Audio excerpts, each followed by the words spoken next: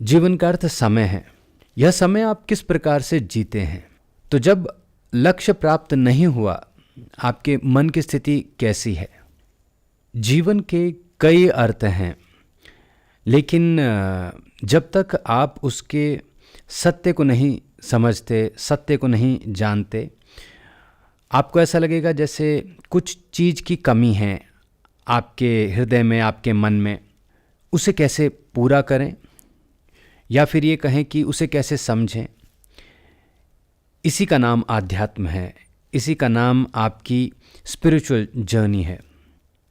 अब इसमें हमें क्या करना है। सबसे पहले तो आपके जीवन का कोई विशेष लक्ष्य होना बहुत ज़रूरी है।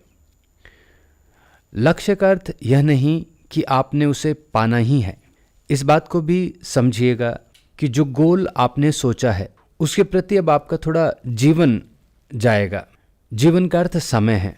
यह समय आप किस प्रकार से जीते हैं, या फिर ये कहें कि यह समय आप किस प्रकार समझते हैं, वो भी एक बहुत बड़ा अंग होगा उस लक्ष्य का। ऐसा भी हो सकता है कि आप अपने लक्ष्य प्राप्त ना करें। तो जब लक्ष्य प्राप्त नहीं हुआ, आपके मन की स्थिति कैसी है। क्या आप टूट गए, घबरा गए, या फिर अब आप तैयार हैं दूसरी अटेम्प्ट के लिए। आवश्यकता पड़ी तो 5वीं बार भी आपको तैयार रहना होगा, 10वीं बार भी तैयार रहना होगा। 1000 बार की यदि आवश्यकता पड़ी तो 1000वीं बार भी आपको तैयार होना होगा। और जब आप इस प्रकार से अपने मन को तैयार कर लेते हैं, शरीर को तैयार कर लेते हैं, आत्मा को तैयार कर लेते हैं, तो वास्तविक अर्थ में आप जीवन को समझ गए।